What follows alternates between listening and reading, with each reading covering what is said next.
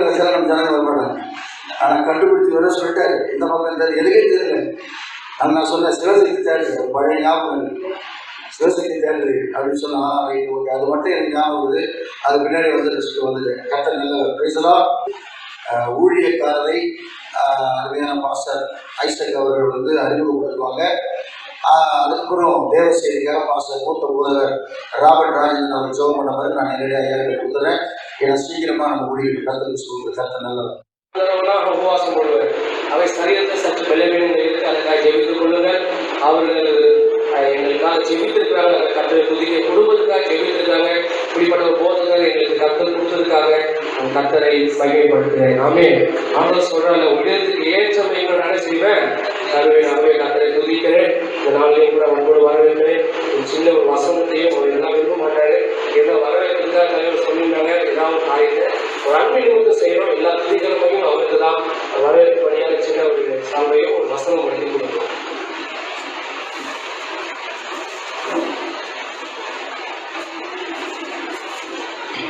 John அருளசையா வந்து அவனை கொடுத்த வசனத்தை வரவேற்பார்.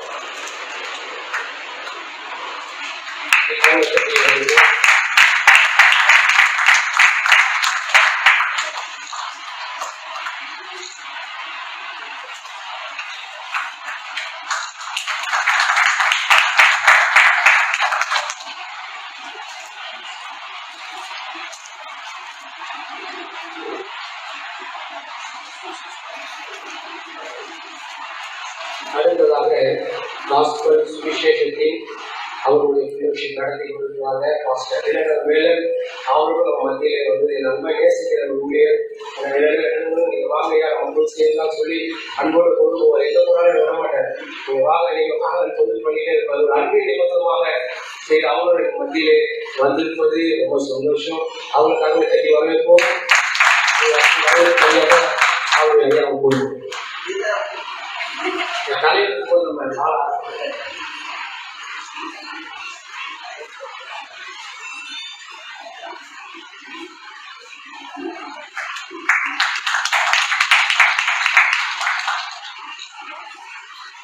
அடுத்தது முக்கியமாக நம்முடைய தலைவர் நம்ம வரவேற்கிறோம்.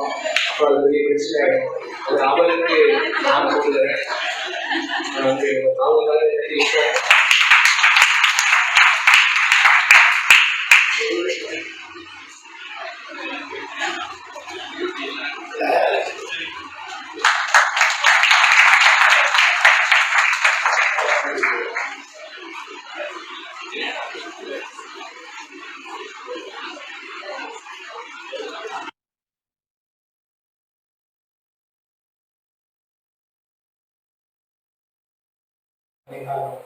நான்காம் வசனமும் 5ஆம் வசனமும் வாசிக்கிறோம். ஆவேலும் தன் மந்தையின் தலையீச்சுகளிலும் அவைகளின் கொள்ளையானவைகளிலும் சிலவற்றை கொண்டு வந்தார். ஆவேலையும் அவன் காணிக்கையும் கர்த்தர் அங்கீகரித்தார். 5ஆம் வசனம். காயினையும் அவன் காணிக்கையும் அவர் அங்கீகரிக்கவில்லை. அப்பொழுது காயினுக்கு மிகவும் எரிச்சல் உண்டாகி அவன் முதலாடி வேறுபட்டது. கர்த்தருக்கு கோடி ஸ்தோத்திரம். கர்த்தருடைய பரிசுத்த நாமம் மகிமைப்படட்டும். இங்கே ஆதியாகமம் 4ஆம் அதிகாரத்திலே 4ஆம் வசனம் ஆவேலை குறித்தும் 5வது வசனம் காயினை குறித்தும் சொல்லப்பட்டிருக்கிறது. ஆவேலையும் அவன் காணிக்கை கர்த்தர் அங்கீகரித்தார். காயினையும் அவன் காணிக்கை கர்த்தர் அங்கீகரிக்கவில்லை. கர்த்தருடைய பரிசுத்த நாமம் மகிமைப்படுவதா. இன்னைக்கு லூக்கா 19ஆம் அதிகாரத்தையும் மத்தேயு 25வது அதிகாரத்தையும் உங்களுக்கு முன்பாக நான் வைக்க வாஞ்சிக்கிறேன். லூக்கா 19ஆம் அதிகாரத்திலே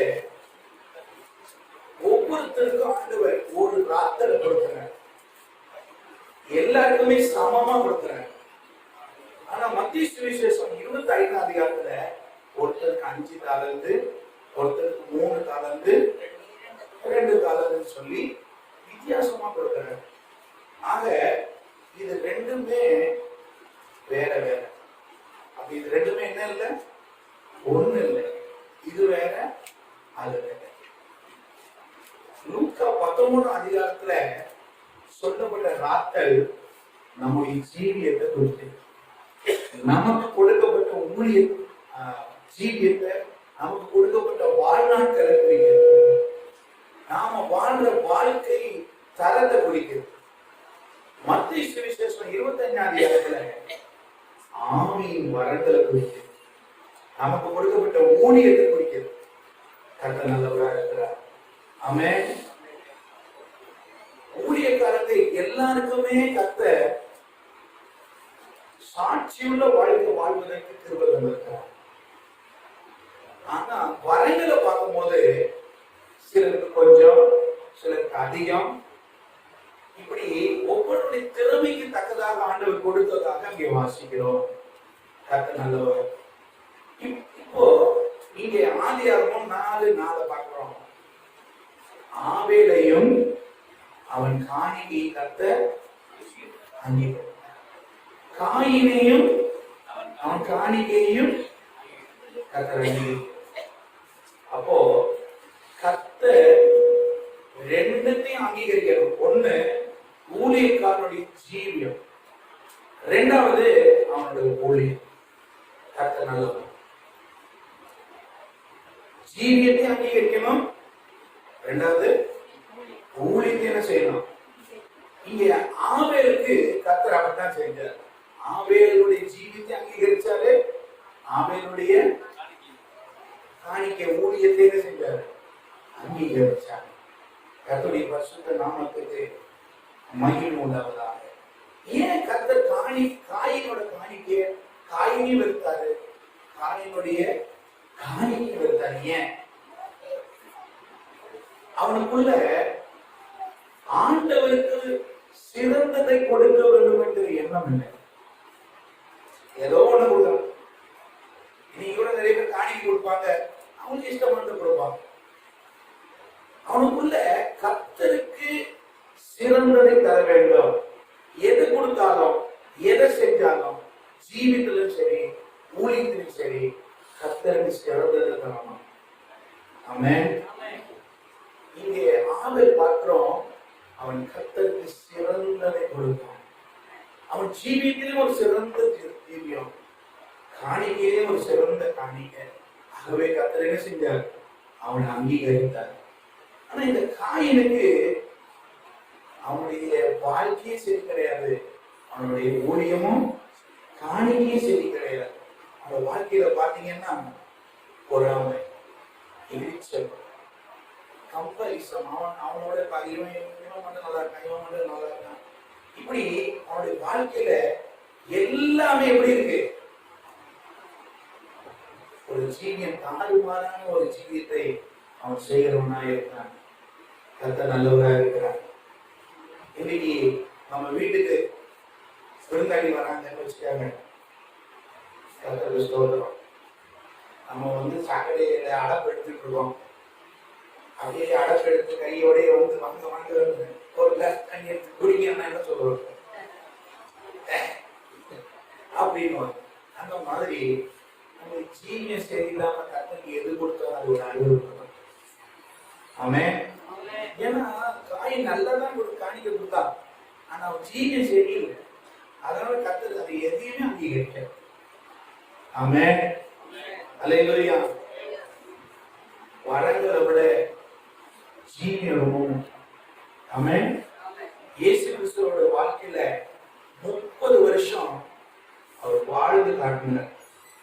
அவர் தாய் தகப்பனுக்கு அடங்கி தன் சகோதரர்கள் எல்லாரையும் அரவணைச்சு அந்த பொறுப்பெல்லாம் அவர் ஏற்றுக்கொண்டு நற்சாட்சி பெற்றார். ஆமென். 30 வருஷம் கீழ்ப்படிந்தார். 3 வருஷம் தான் ஊழியத்துக்கு வந்தார். ஆவின் வரங்கள் வெளிப்பட்டுச்சு. கர்த்தர் நல்லவராக இருக்கிறார். இன்னைக்கு ஒரு கூட்ட ஜனங்களை கர்த்தர் அவங்களையும் அங்கீகரிக்கிறது இல்லை, அவங்க ஊழியத்தையும், அவங்க பேருக்கு ஊழியக்காரங்க இருக்காங்க, பேருக்கு ஊழியம் செய்யறாங்க. நிறைய பேரை நான் பார்க்கிறேன்.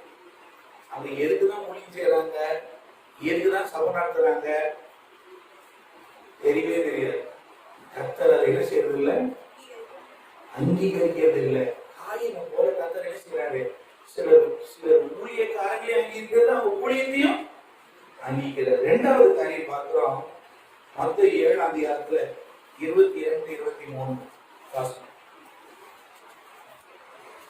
அந்நாளில் அநேகர் என்னை நோக்கி, கர்த்தாவே கர்த்தாவே, உமது நாமத்தினாலே தீர்க்க தரிசனம் உரைத்தோம் அல்லவா, உமது நாமத்தினாலே பிசாசுகளை துரத்தினோம் அல்லவா, உமது நாமத்தினாலே அநேக அற்புதங்களை செய்தோம் அல்லவா என்பார்கள். அப்பொழுது நான் ஒரு காலம் உங்களை அறியவில்லை, அக்கிரம செய்கைக்காரரே, என்னை விட்டு அகன்று போங்கள் என்று அவர்களுக்கு சொல்வேன். கர்த்தருக்கு ஸ்தோத்திரம் உண்டாகட்டும். இங்கே பார்க்கிறோம், ஊழியனை கர்த்தர் அங்கீகரிக்கல, அவன் செஞ்ச ஊழியத்தை அங்கீகரிச்சார். அவன் தீர்க்க தரிசனம் சொன்னான், அற்புதங்களை நடத்தினான், பிசாசுகளை துரத்தினான், எதுவுமே கர்த்தர் இல்லைன்னு சொல்ல.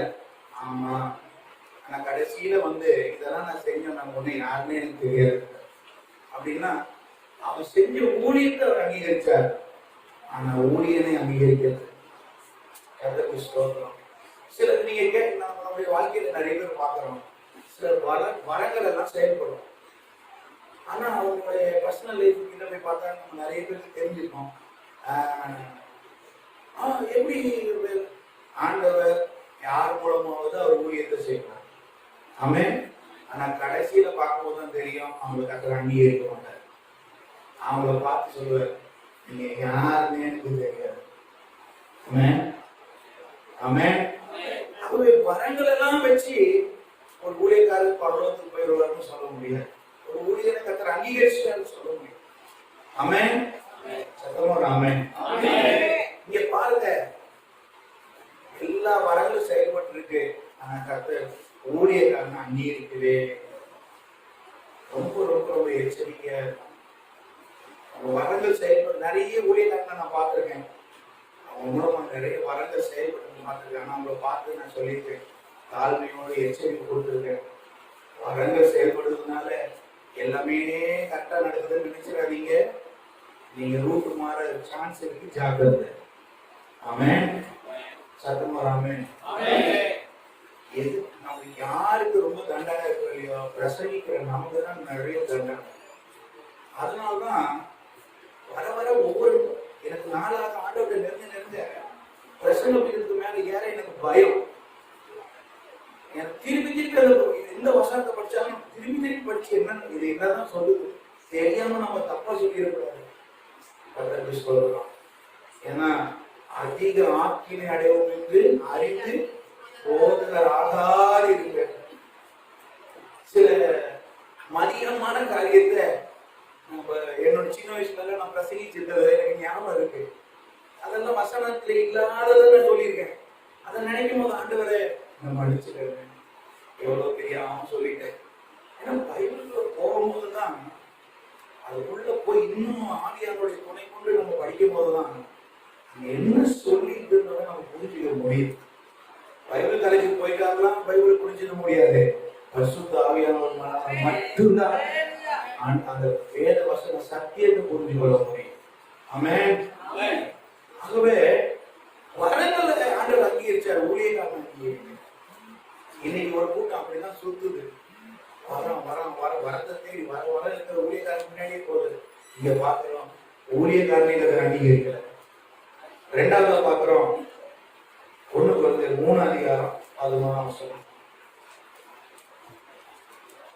போடப்பட்டிருக்கிற அஸ்திபாரமாகிய இயேசு கிறிஸ்துவை அல்லாமல் வேறே அஸ்திபாரத்தை போட ஒருவனாலும் கூடாது. ஒருவன் அந்த அஸ்திபாரத்தின் மேல் பொன், வெள்ளி, விலையேற பெற்ற கல், மரம், புல், வைக்கோல் ஆகிய இவைகளை கட்டினால் அவனவனுடைய வேலைப்பாடு வெளியாகும். நானானது அதை விலகப்படும். ஏனெனில் அது அக்னியினாலே வெளிப்படுத்தப்படும். அவனவனுடைய வேலைப்பாடு எத்தன்மை உள்ளதென்று அக்னியானது பரிசோதிக்கும். அதன் மேல் ஒருவன் கட்டினது நிலைத்தால் அவன் கூலியை பெறுவான். ஒருவன் கட்டினது வெந்து போனால் அவன் நஷ்டம் அடைவான், அவனோ ரட்சிக்கப்படுவான். இங்க பாத்தீங்களா, ஊழிய நஷ்டப்பட்டு போகுது, ஆனா ஊழியக்காரன் அங்கீகரிக்க போனான். அது நஷ்டமாகுது, அது வெந்து போகுது, ஆனாலும் அவன் என்ன செய்யறான், ரட்சிக்கப்படுறோம். இதுக்கு முன்னாடி பார்க்கும்போது வரங்களை கர்த்தர் அங்கீகரிச்சார், ஆனா ஊழியக்காரனை அங்கீகரிக்கல. ரெண்டாவது பார்க்கிறோம், வரங்களே ஊழியத்தை கர்த்தர் அங்கீகரிக்கல, அது வெந்து போச்சு. அக்னியில மட்டும் என்ன ஆயிடுச்சு, அது சுத்தரம் இல்லை, ஸ்ட்ராங் இல்லை. ஆனா அவன் ரட்சிக்கப்பட்டான். கர்த்தருக்கு ஸ்தோத்திரம் உண்டாகட்டும். இந்த 3 நிலவரத்தை நாம் இருக்கக்கூடாது. ஆமென். காயினையும் அவன் வழியை கர்த்தர் அங்கீகரிக்கல. ரெண்டாவது ஊழியத்தை ஆண்டவர் அங்கீகரிச்சாரு, ஊழியக்காரனை அங்கீகரிக்கல. மூணாவது ஊழியக்காரனை அங்கீகரிச்சாரு, ஊழியத்தை அங்கீகரிக்கல. இந்த 3 நிலவரத்தை நாம் இருக்கக்கூடாது. ஆதியாகமம் 4:4 ஆபேலையும் அவன் காணிக்கையையும் கர்த்தர் அங்கீகரித்தார். அப்போ ஊழியக்காரனுடைய ஜீவியம் ரொம்ப முக்கியம். நமக்குதான் அதிகமா கோபம் வரும் இல்லையா, வருமா இல்லையா? ஆனா இயேசு சொல்லிட்டாரு, கோபப்பட்ட நரகம் போயிருக்கு. இது நம்ம யோசிச்சுக்கோமா? இப்போ கொஞ்ச நாள் ஆண்டவர் அந்த 5, 6, 7 கூட்டிட்டு போய் மத்திய 5, 6, 7 கூட்டிட்டு போற கோபப்படாத. ஆனா விசுவாசிங்க பண்றதெல்லாம் நமக்கு பிபி எல்லாம் வரணும். ஏன்னா திடீர்னு ஒரு நாள் சுகர் டெஸ்ட் பண்ணா 450 இருந்துச்சு. ஏன்னா ஒரு விசுவாசியை குறிச்சு யோசிச்சேன். என்னது, அவங்கள குறிச்சு யோசிச்சேன். 450 யோசிச்சது. அப்ப எப்படி யோசிக்கிறது? அந்த மாதிரி நல்ல விசுவாசிகளும் இருக்காங்க. ஆமென். ஆனாலும் நம்முடைய ஜீவியம் ரொம்ப முக்கியம். ஆமென். அதுல நம்ம இயேசு கிறிஸ்துவோட அடிச்சுவடுகளை பயன்படுத்த. ஏன்னா நம்ம ஊழியக்காரங்க இருக்கிறதுனால கர்த்தர் நம்மகிட்ட தான் அதிகமா எதிர்பார்ப்பாரு. ஆமென். உங்களுக்கு தான் எப்படி எனக்கு தெரியாது. சின்ன ஏதாவது ஒரு தப்பு பண்ணாலும் ஆண்டவர் உடனே நான் அடிச்சுடுவேன். நான் அதுக்காக கர்த்தரை சொல்றேன். உடனே நீ இது பண்ண, இதுக்காக தான் உனக்கு தண்டனை கொடுத்துன்ற மாதிரியே நான் ஆண்டவர் பண்ணுவேன். ஏன்னு சொன்னா நம்மகிட்ட தான் கர்த்தர் அதிகமா எதிர்பார்க்கிறார். ஆமென். அல்லேலூயா. கோபம், அவசரம் எல்லாத்தையும் நம்ம மாத்திக்கிறோம். ஏன்னா ஜீவியத்தை கர்த்தர் அங்கீகரிக்கிறேன்னா பாடுபட்டு பிரயாசப்பட்டதெல்லாம் வீணா. ஆமென். ஆமென். ஆமென். ஆபேலை போல ஜீவியத்தை கர்த்தர் அங்கீகரித்தார், காணிக்கை கர்த்தர் அங்கீகரித்தார். நம்முடைய வாழ்க்கையில கர்த்தர் நம்மை அங்கீகரிக்க வேண்டும். அல்லேலூயா. அல்லேலூயா. இங்கே ஆங்கிலத்துல மினா என்று சொல்கிறாரு. மினான்னு சொன்னா 60 சேக்கல், 100 தினார். நம்முடைய வாழ்க்கை முழுசும் அது குறிக்குது. நம்முடைய வாழ்நாட்கள் அது குறிக்குது, ஆயுசு நாட்கள் அது குறிக்குது. ஒரு வாழ்க்கையை கர்த்தர் நமக்கு கொடுத்திருக்கிறார். சபையில இருக்கிறவங்களுக்கு முன்னாடி இயேசுவை வெளிப்படுத்த முடியாத கர்த்தர் இந்த ஜீவியத்தை கொடுத்திருக்கிறார். ஆமென். நாம இயேசுவை வெளிப்படுத்தாம நம்ம வெளிப்படுத்தினா அது ரொம்ப ரொம்ப வேதனை போயிடலாமா? ஏன்னு சொன்னா நமக்கு தான் நிறைய பாடு. நம்ம விசுவாசிக்கு ஜெபிப்போம், நம்மளோட உடம்பு சரியில்லைன்னா புரிஞ்சிக்கவே மாட்டாங்க. நமக்கு என்ன இருக்கு கஷ்டம், நம்மளை பார்த்தா அவங்க என்னமோ தெய்வம் மாதிரி. உங்களுக்கா அது ஆண்டவரும் அப்படிதான் வைக்கிறாரு. வழிபடுறதுக்கு போறதுக்கு முன்னாடி இப்படியே தலை தூங்கிட்டு இருக்கோம். அங்க போறோம்னு முகம் பிரகாசம் வேணும். அங்க எல்லாம் முடிஞ்சு திரும்பி வந்தோம், திருப்பி தோங்கிடும். ஆனா அவங்களுக்கு அது தெரியாது. நான் உள்ள இருந்து உங்களை கஷ்டப்படுறது அவங்களுக்கு தெரியாது. ஆனா கர்த்தர் வழிபடுறதுக்கு முன்னாடி எப்படி வச்சிருக்கிறாரு? பயங்கரமா முகம் ரொம்ப பிரகாசமா இருக்கு. நல்லா இருக்கீங்க பாஸ்டர், உங்களுக்கு என்ன பாஸ்டர் உடம்பு சரியில்லை, உங்களுக்கா அப்படின்றாங்க. ஏத்துக்க மாட்டாங்க. அதுக்காக நம்ம என்ன பண்ணக்கூடாது, கோவப்படக்கூடாது, வேதனைப்படக்கூடாது. ஏன்னு சொன்னா நம்ம ஜீவியம் ரொம்ப முக்கியம். ஜீவியத்துல கர்த்தர் கனிகளை எதிர்பார்க்கிறார். வரங்கள் 3 வருஷம், இயேசு தன்னுடைய கனிகளை 30 வருஷமா வெளிப்படுத்தினார். ஆமென். அதுவே நமக்கு கொடுக்கப்பட்ட அந்த வாழ்க்கை எல்லாருக்குமே, எல்லா ஊழியக்காருக்குமே கனி கொடுக்கிற வாழ்க்கையை கொடுத்திருக்கிறார். ஒருத்தர் பணம் இருக்கும், ஒருத்தருக்கு பணம் இருக்காது, அது வேற. அது திறமை. நம்மளோட திறமைக்கு தக்கதாக, அவசியத்துக்கு தக்கதாக கர்த்தர் வரங்களை கொடுக்கிறார். ஆனா எல்லாருக்கும் கனி கொடுக்கிற வாழ்க்கையை கொடுத்திருக்கிறார். இயேசு வெளிப்படுத்துற வாழ்க்கையை கொடுத்திருக்கிறார். அதுதான் நம்ம வெளிப்படுத்தணும். ஆமென். எல்லாம் கண்களை மூடி ஜெபிப்போம். ஹல்லேலூயா. விசுவாசத்தால் பிழைத்தோங்க வீர பாதை காட்டினீரே. விசுவாசத்தால் பிழைத்தோங்க வீர பாதை காட்டினீரே. வளர்ந்து கண்ணீர் தரும் வாழ்வை வீரமே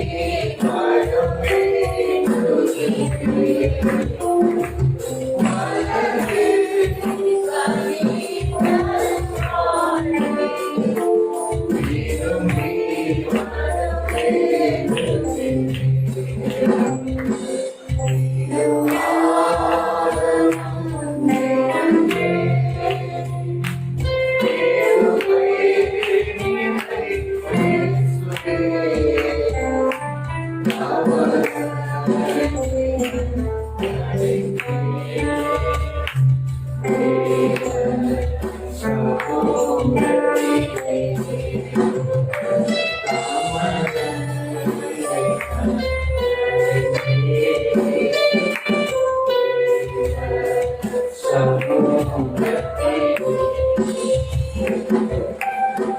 மகா இரக்கமுள்ள தகப்பனே, என் அன்பு சகோதரர்களுக்காக சகோதரிகளுக்காக சொல்லிக்கிறேன்.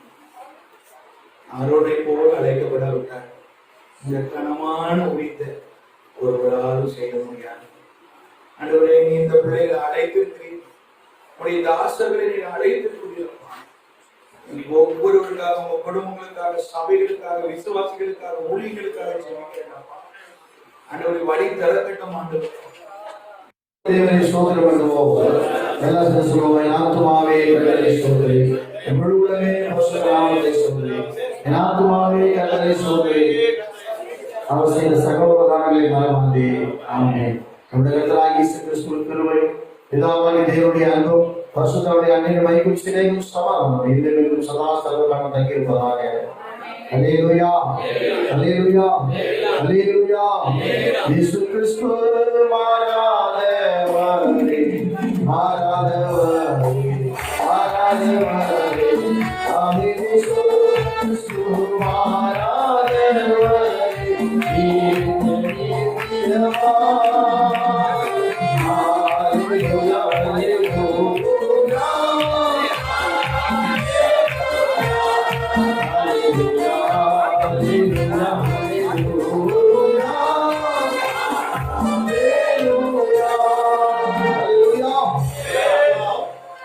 நம்ம சபையுடைய சுவாசியோட சாட்சி கொடுக்கும்படி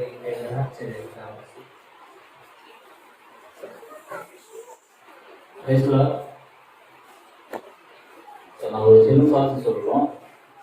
ஆக்சுவலாக இன்னைக்கு இந்த மாதிரி ஒரு கன்வென்ஷன் போட்டு வச்சிருக்காருன்னு பாஸ் சொல்றாரு. ஆக்சுவலாக நான் ஐடி கம்பெனியில் தான் ஒர்க் பண்ணுறேன். நாங்கள் ரசிக்கப்பட்டோம் ஒரு 8 years முன்னாடி. நானும் இந்த பேங்க் வந்து நானும் சுற்றிக்கிட்டு இருக்கிறாங்க. கர்த்தர் மணிக்கு மூலம் எனக்கு கொடுத்தாரு. இந்த 3 மாதம் வந்து எனக்கு ஐடி கொடுப்பாங்க, ரொம்ப ஐடி கொடுப்பாங்க. எனக்கு நல்ல சம்பளம் எனக்கு இருக்கு. பாஸ்டர் சொன்னோன்னா அந்த கன்வென்ஷனுக்கு எப்படியாவது நம்ம பண்ணணும், ஆண்டவரை நீங்கள் தான் உதவி பண்ணணும் அப்படின்னு நான் மனசுக்குள்ள தான் நினச்சிக்கிட்டேன். ஆக்சுவலாக கிட்டத்தட்ட எங்கள் பெரிய எம்என்சி என்ற வாசியை வந்து சடனாக ஒரு 10 நாள் சம்பளம் எனக்கு வந்து தரும்படி ஆண்டவர் வந்து திரும்ப கொடுத்தாரு. இது அவரோட ஊழியத்துக்கு கொடுத்தாலுமே எனக்கு மட்டும் கொடுக்கல. நான் என்ன வேண்டிக்கிட்டேன், என் ஆஃபீஸில் உள்ள அத்தனை பேருக்கும் கிட்டத்தட்ட 1 லட்சம் பேர் இருப்பாங்க. 1 லட்சம் பேருக்கும் ஆண்டவர் திருவிழால எப்படி மழை பெய்யுதோ, ஆண்டவர் வந்து நல்லவங்க கெட்டவங்கன்னு பாருங்க மழை பெய்யுவாங்க மக்களுக்கு. அது மாதிரி இந்த ஒரு ஒரு ஒரு சின்ன ஒரு தொகையை வந்து எனக்கு வந்து ஆண்டவர் கொடுத்தாரு. அதுக்காக வந்து நான் சாட்சி சொல்லணும் அப்படின்னு இந்த மேடைக்கு வந்தேன். ஆண்டவராக முடியாத இல்லாதவர்களை இருக்கிறவோ அடைக்கும் தேவனா இருக்கிறாரு. அதனால வந்து பைபிள்ல இருக்கிறதெல்லாம் வந்து சும்மா கதை இல்லைங்க, ஒரு நாலேஜ். நீ இதை வச்சுக்கோப்பா, இதை வச்சுக்கிட்டு நீ வந்து என்கிட்ட ப்ரே பண்ணும், உன் மனசுல இருக்குதுன்னு மட்டும் ப்ரே பண்ணு, யார்கிட்ட சொல்லணும்னு அவசியம் தான். இப்போ தலைமை பாஸ்டர் அதே தான் சொன்னாரு, நான் வெறும் ப்ரே தாங்க பண்ணணும்னா. அவர் தான் நான் ப்ரேலாம் பண்ணல, சும்மா ஒரு 2 நிமிஷம் தான் மனசுல நினைச்சேன், ஆண்டவரே உங்களால் முடியாது ஒன்றும் இல்லை அப்படின்னு. நல்லா பார்த்துக்கோங்க, ஒரு சின்ன அமௌண்ட் தான் கொடுத்தது. அது ஏன்னா ஆண்டவர் நேம் வந்து மகிமைப்படணும், இயேசு நாமம் வந்து ஜெயம் பெறணும் அப்படின்னு தான் இங்க வந்து சாட்சியை சொல்றேன். இந்த சாட்சியை இன்னைக்கு சொல்ல வச்சதுக்காக கோடான கோடி நன்றி. இயேசு கிறிஸ்து நாமத்துல உங்க எல்லாருக்கும் சொல்லிக்கிறோம். ஆமீன்.